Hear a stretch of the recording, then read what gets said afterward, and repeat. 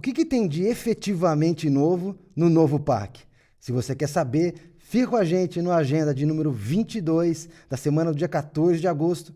Eu, Zeca Ruas, estou mais uma vez com meu amigo Saulo Abuchedi e hoje a gente vai analisar um pouquinho desse novo PAC, das suas características e um pouco do debate que está colocado aqui, né? Esse debate que traz muitas nuances e muita polêmica, né, Saulão? Isso aí, Zeca. Salve, salve todos e todas. O novo PAC foi apresentado na semana passada, né, num grande evento. E é importante, né, um evento que se justifica, né, porque a importância da coordenação dos investimentos, meus alunos e alunas sabem disso, né, pelo Estado, é fundamental, né? A gente precisa dessa coordenação, né, na coordenação tanto do investimento público quanto privado por uma instituição, né, por um representante da coletividade, principalmente quando a gente fala em infraestrutura. Não só infraestrutura tradicional, como a gente está acostumado a ver, energia, transporte, mas a infraestrutura social, então infraestrutura ligada às políticas sociais, infraestrutura ligada às discussões sobre os projetos de meio ambiente. É muito importante o lançamento, né, desse novo PAC. Muito bem, meu caro. Eu tive o desprazer em alguns casos, né? Eu fiquei esses últimos dias assistindo várias das análises que saíram aí na imprensa, né? E muitas delas com críticas. O PAC é velho, o PAC está trazendo ideias velhas, o PAC é um problema, o PAC antigo foi um erro. No fundo, eu acho que eles estão, inclusive, tentando reescrever uma parte da história, tentando reavaliar o PAC no passado, né? Os PACs que foram conduzidos na década de 2000 pelo governo Lula e os planos do governo Dilma de investimento também, né? Estão tentando reavaliar como um fracasso. É óbvio que eles tiveram problemas, né? E uma parte importante das obras também estiveram envolvidas na Lava Jato. Então, você tem uma polêmica enorme em torno disso. Mas a importância do PAC nos anos 2000, né, no final, especialmente no final dos anos 2000 e no começo da década de 2010, é fundamental para entender o crescimento econômico brasileiro.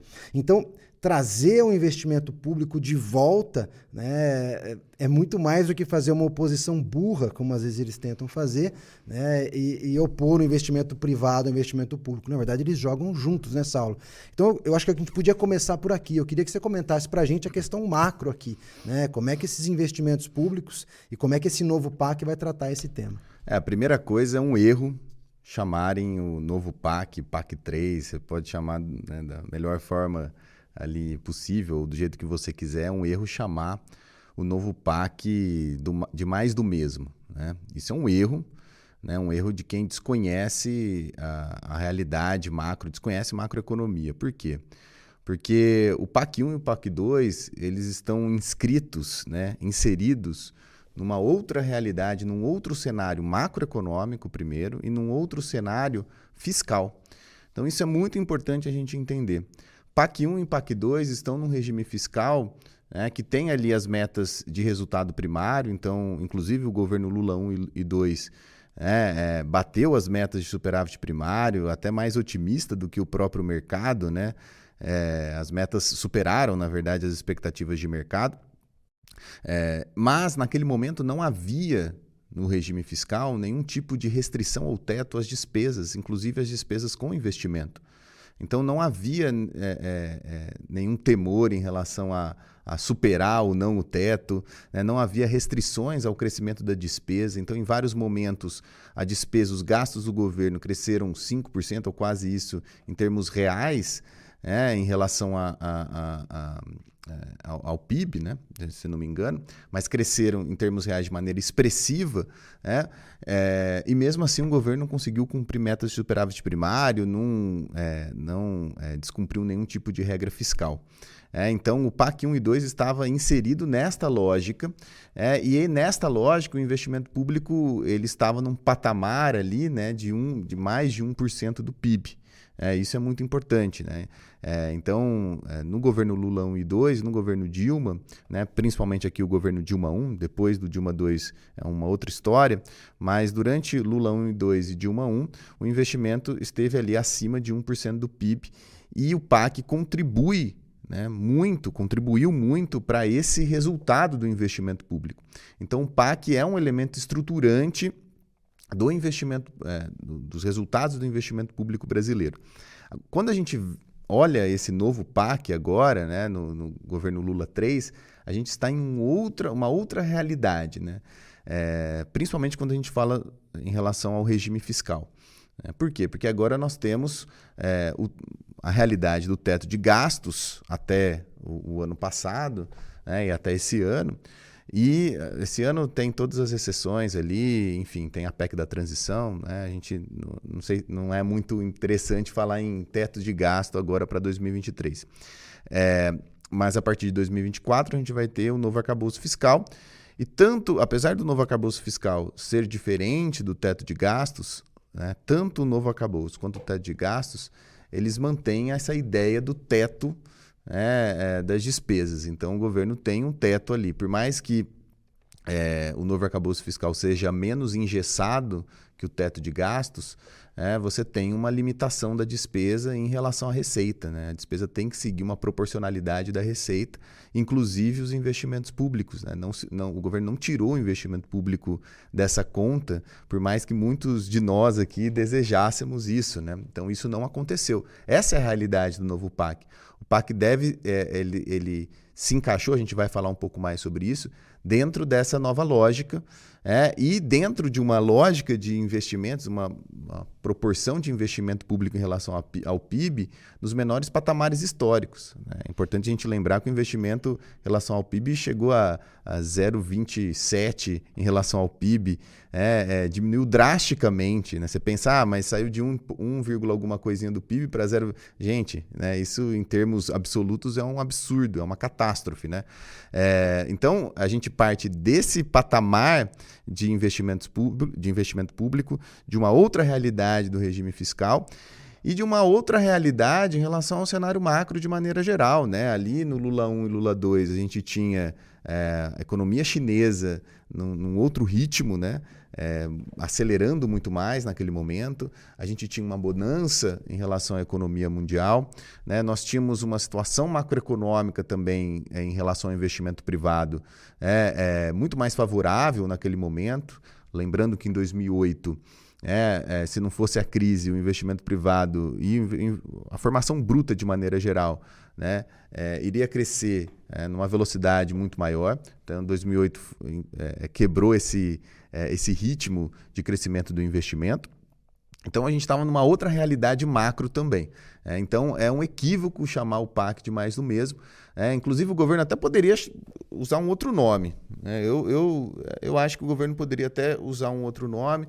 Mas, de fato, é isso que significa, né? Um programa de investimento público é um programa de aceleração de investimento, né? Se a gente coloca o investimento como o gasto central para impulsionar a renda e emprego, se você tem um programa organizado, esse programa tende a acelerar o crescimento. O nome ele é meio óbvio, né? Sim, sem dúvida.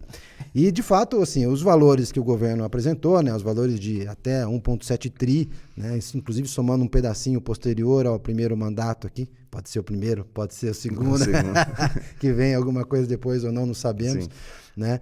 Mas, de fato, são valores interessantes, né? Mas aquém, né? Em muitos casos, ficam muito aquém de outros programas anteriores também, né? De fato, você tem esse cenário de restrição, né? O governo está batalhando para ter aqueles 60 bi por ano ali no orçamento, né? Que é uma condição completamente diferente do que a gente tinha antes, né? Então, essa discussão a gente já fez aqui quando a gente discutiu o arcabouço, né? O novo arcabouço, né? Ou mesmo as questões da transição, a gente trouxe esse tema lá. De fato, se o governo conseguir bater metas, ele libera um pouquinho mais de recursos para investimento, mas ainda assim é uma amarra muito grande. Então, do ponto de vista macro, nós estamos falando de um novo PAC que joga amarrado, né? Ele joga sob outras condições. E joga também sobre uma outra lupa, né? Uma lupa de críticas muito mais agressivas também, né? De novo, né? Eu mencionei há pouco aqui, né? Parte dos analistas estão todos chamando de velhas ideias e estão tentando reescrever a história para dizer que o PAC anterior foi ruim, né? Então, o que o PAC novo traz de novo também, né? O que ele tem de grandes mudanças? Eu acho que a primeira mudança aqui é em relação à forma de apresentação das áreas de investimento, né? Essa é uma discussão para quem acompanha aí a coisa de política industrial, ou mesmo para quem planejamento, né? A Mariana Mazzucato trouxe uma discussão ao longo da década passada sobre como repensar a política industrial, né? Isso vai aparecer na forma como são apresentados os eixos de investimentos. Ao invés de aparecerem os setores econômicos que vão receber os recursos, eles são apresentados nas suas funcionalidades, naquilo que eles vão colaborar para o desenvolvimento econômico, né? Então, os eixos aparecem como cidades sustentáveis, transição e segurança energética, transporte eficiente e sustentável, indústria de defesa, educação, ciência e tecnologia, que é um tema novo que estava fora de outros PACs, né? Água para todos, a questão do saneamento, que aparece aí com força também, o sistema de saúde, né? Os investimentos na área de saúde, que eu sei que é um setor que você também está estudando nessa aula. Inclusão digital e conectividade, né? Um tema que também se tornou cada vez mais importante ao longo da última década, né? Infraestrutura social inclusiva. Veja como o PAC ele passa a cumprir uma função social. Ele passa a tentar cumprir objetivos de melhoria nas condições da sociedade. É óbvio que os setores econômicos é que vão receber os investimentos e os recursos, né? Mas esses recursos, esses investimentos estão direcionados e articulados com um plano. E aí entra a questão da transição energética, a questão do meio ambiente, a questão das cidades sustentáveis. Toda essa temática perpassou a elaboração do plano. Como ela vai aparecer na sua execução ao longo do tempo, ainda é uma dúvida enorme, né? Ainda a gente precisa ver como é que esse negócio vai avançar, né? Mas, de fato, você já tem uma primeira novidade.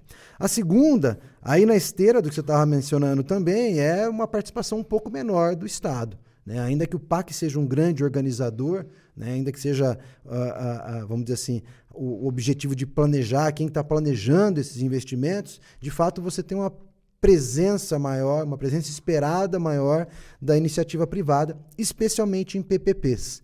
Aí vi algumas críticas também em alguns lugares, faltaram as privatizações, calma, né? Essas daí, em muitos casos, deram errado recentemente, a gente está tentando voltar atrás de algumas coisas. Mas, de fato, as parcerias público-privadas aparecem como um objetivo novo, né? Uma outra forma de articular aqui, mas, de novo, com o Estado como planejador. O que eu acho que as pessoas que nos assistem, né, precisam ter ciência, né? Os nossos alunos certamente já estão acostumados a essa discussão, mas quem não está acostumado, é importante, não existe oposição entre investimento privado e público, né? Eu vi uma pequena entrevista com o Raul. Canso de falar para os meus alunos, isso é um erro. Eu acabei de ver uma entrevista com o Raul Veloso, uma entrevista longa que ele dá. Ele faz algumas discussões de que o PAC vai ter um problema no orçamento, assim como outros analistas fazem também. Mas ele trouxe uma coisa, apesar de ser um liberal de carteirinha, né, ele trouxe essa ideia de maneira relativamente clara. Ele falou, olha, se a gente olha o Brasil desde os anos 80, a queda do investimento público, ela faz com que o investimento privado fique estacionado. Na prática, o investimento privado precisa do investimento público. Quando o governo vem e anuncia que tem um pacote de 1,7 trilhão de investimentos para ser feito ao longo dos próximos anos, ele está sinalizando para todos os investidores privados que atendem esses setores, chegou a hora de você investir também. Exato. E aí as empresas começam a se preparar para fazer esse investimento. Então a lógica do PAC é antecipar essas possibilidades de expansão e sinalizar quais são os setores onde o crescimento vai acontecer.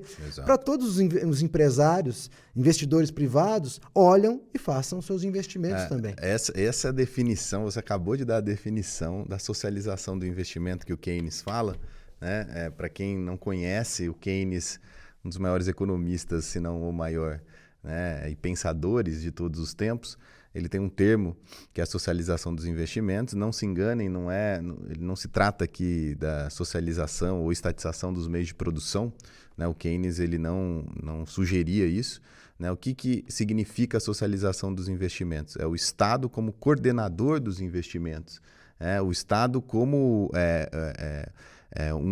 um propulsor, né? Ele vai ajudar a tornar o investimento algo, né, cada vez mais comum e disseminado no meio privado, via investimento público. Então, o investimento público ele não só gera crescimento, mas ele convida o setor privado também a investir ao gerar a demanda efetiva, né? Ao gerar perspectivas positivas para os empresários em relação ao PIB, em relação à economia brasileira, no caso. Se olhar para a China, nos últimos 40 anos, essa é a história da China. É a socialização do investimento. O que não quer dizer que a China virou comunista ou não. Não. É o Estado como coordenador dos investimentos. Né? Ele coordena, ele dá um norte, como é o caso do PAC. O governo, o que ele está fazendo aqui? Ele está organizando, dando um norte, o que é relevante. Claro que isso aqui não se trata de um projeto, né? A gente tem a discussão sobre a falta de um projeto para o país, né? Essa é uma discussão profunda. Não se trata aqui de um novo projeto, não necessariamente, a gente precisa analisar isso, né? Mas é um norte. O governo está dando um norte de quais áreas são importantes aqui. E aqui dá para ver a questão social, então integrar a discussão da infraestrutura tradicional com a discussão da política pública voltada para a área social, em relação aos investimentos, saúde, educação, outras infraestruturas sociais. A questão do meio ambiente, então tem uma ligação com os objetivos de desenvolvimento sustentável, que estão lá nas metas da ONU, enfim, a cidade inteligente, que está escrita aí como a ideia cidade de sustentável, a ideia da sustentáveis. conectividade, que também está ligada às cidades inteligentes. Então, você tem um norte e um ponto de partida aqui, o governo gerenciando e tentando gerenciar isso. Essa é uma sugestão muito conhecida de política econômica dentro da discussão teórica, né? Dentro da teoria macroeconômica. Eu acho que a gente podia seguir aqui para um segundo tópico, que é uma crítica que tem aparecido também, que é a questão das obras paradas. Sim. Eu tenho assistido várias pessoas criticando, falando, na verdade o PAC é retomar um monte de obra que estão paradas, inclusive obras do PAC anterior, como se fosse um grande problema. Não, na verdade isso é uma solução. Você tem obra parada, é a pior coisa que pode acontecer nessa aula. Mas tem muitos problemas na execução, né? Como é que você faz esse negócio, né? Então, eu queria que você apresentasse um pouquinho da perspectiva do federalismo aqui. O grande ponto aqui, quando a gente fala federalismo, a gente quer dizer, né, sobre a existência de dois poderes aqui. A gente tem um poder centralizado, que é da União, que é do governo federal, que lançou o PAC, e nós temos um poder descentralizado, né, que são dos estados, e dos municípios. Então, a gente tem 27 estados da federação, incluindo o Distrito Federal, e mais de 5 mil municípios aqui. E cada um dos entes tem uma certa autonomia. E lembrando aqui, quando a gente olha para os entes federativos, estados e municípios, eles têm uma dependência em relação a repasses de recursos pela União. Então, a União, né, ela é responsável por repassar uma parte dos recursos, né, arrecadados por meio dos fundos de participação e também repassar, esses repasses de recursos por meio dos fundos são repasses constitucionais, obrigatórios. Mas a União pode fazer repasses voluntários ou repasses que não são obrigatórios, ligados a investimentos. Além disso, os estados e municípios, eles têm os seus recursos próprios, que são arrecadados, né, por meio dos impostos estaduais e municipais. Então, tem o ICMS, que é um imposto estadual, tem o ISS, IPTU, imposto municipal, e por meio desses recursos próprios, os estados e municípios também podem investir. Além disso, além dos recursos ali que são da União e a União repassa para os estados e municípios e recursos próprios, que são importantes para a gente pensar no financiamento desses investimentos, na aceleração desses investimentos, nós temos também a questão da execução. Então, você tem muitas obras aqui dentro do PAC, na área da saúde, da educação, né? Ou que estavam fora do PAC antes, nessas áreas, que são executados pelos municípios e pelos estados. Então, o problema das obras paradas também passa por essa questão. Passa por um entendimento ali da União junto a estados e municípios pela execução dessas obras. Então, quando a União, e essa é uma novidade, o PAC ele observa esse problema, que foi um problema de fato, né, dos PACs anteriores, e ele coloca isso como um pilar, como algo central aqui no programa, não evitar, né, o aumento de obras paradas, junto com o planejamento, você tem um monitoramento, né, das obras, justamente para ver se as obras estão seguindo algum cronograma, e isso passa por uma questão federativa. É importante um entendimento entre União, Estados e municípios em relação à execução dessas obras, e em relação também à questão dos recursos. né? Então, esse é um ponto importante. O governo ele se compromete a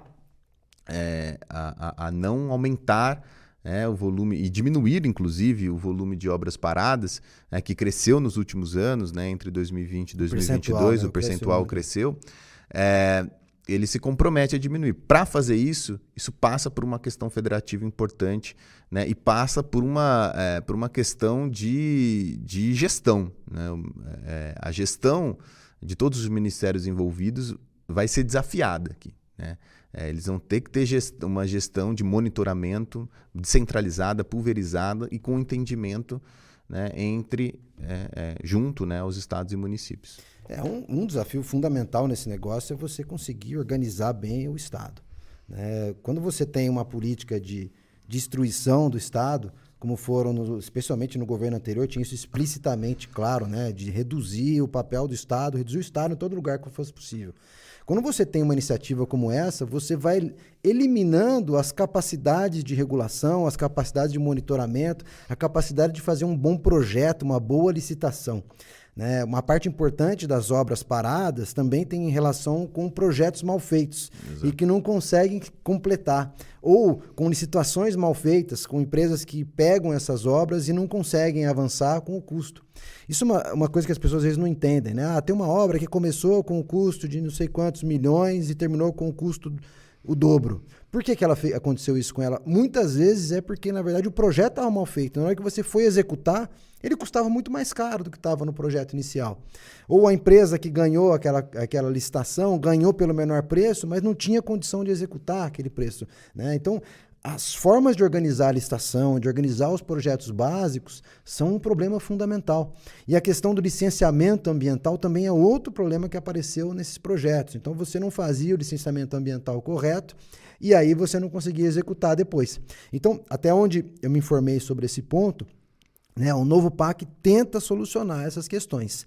Além da lupa que você vai manter nos projetos, então uma parte dos projetos que estavam ali parados, parte dos projetos que estavam ocorrendo de maneira descentralizada, o governo vai manter uma lupa em cima deles. Além disso, o governo toma muito mais cuidado com os projetos que foram colocados ali.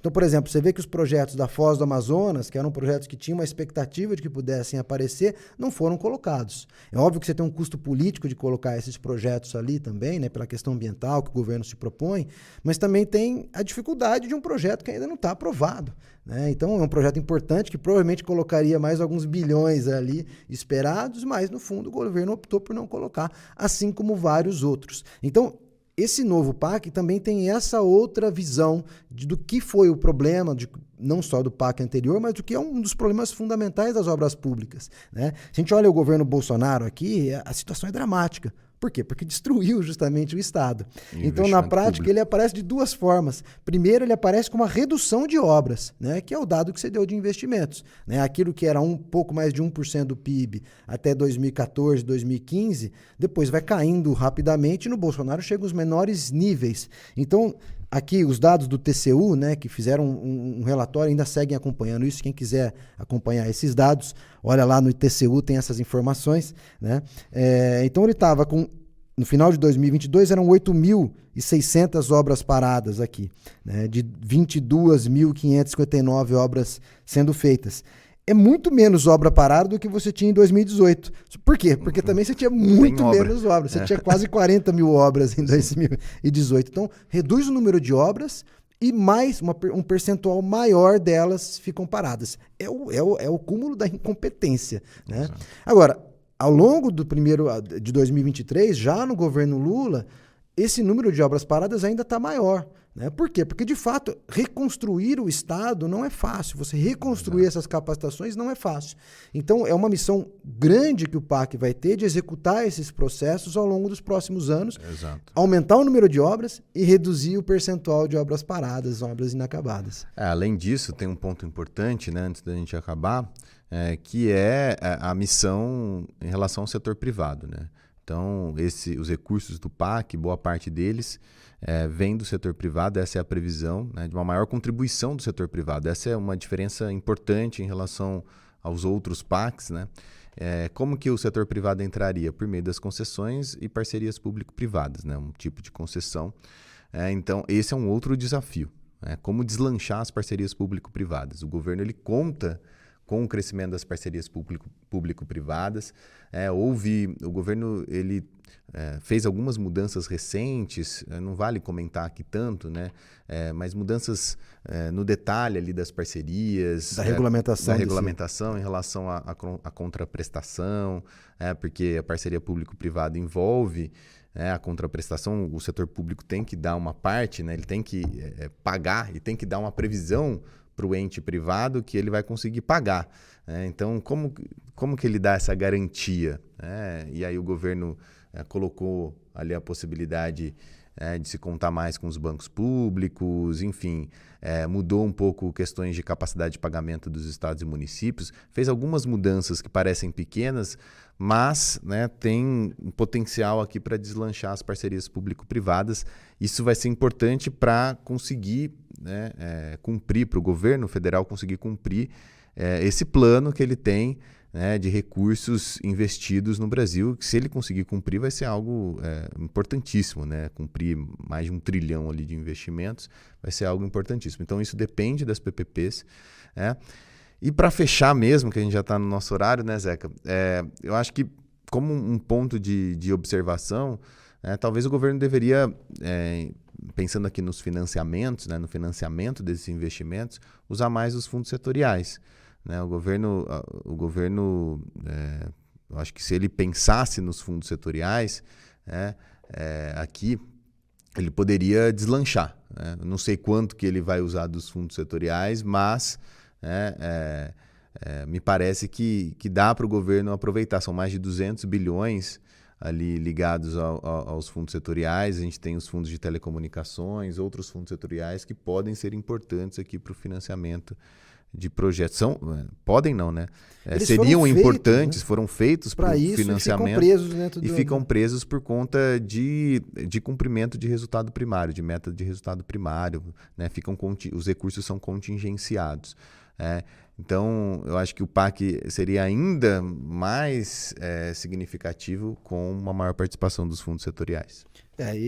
Obviamente complica muito mais a liberação desses fundos no cenário de tetinho de gastos, né? De arcabouço fiscal, tentando amarrar essas questões. Exato. Né? Então, eu acho que é isso nessa aula. Eu só fecharia aqui com um detalhe importante. No fundo, uma boa parte dessas obras e do licenciamento e da licitação desses projetos vão começar ainda, né? Então, não dá para a gente imaginar que o PAC tem um efeito já significativo sobre esse ano. Pode ser que alguma coisa comece a ser investida, alguma empresa comece a se preparar, mas não acho que isso vai afetar decisivamente o PIB de 2023. Né? Então, nós estamos falando aqui de um conjunto de projetos que, de fato, vão contar possivelmente, se tudo der certo, para o PIB de 2024. E aí é que entra aquela frase do Haddad de que o FMI, ou do Lula, né? O Lula que falou, que vão surpreender, o Brasil vai surpreender o FMI, né? Porque as expectativas do FMI, de várias projeções, são menores para o ano que vem do que desse ano.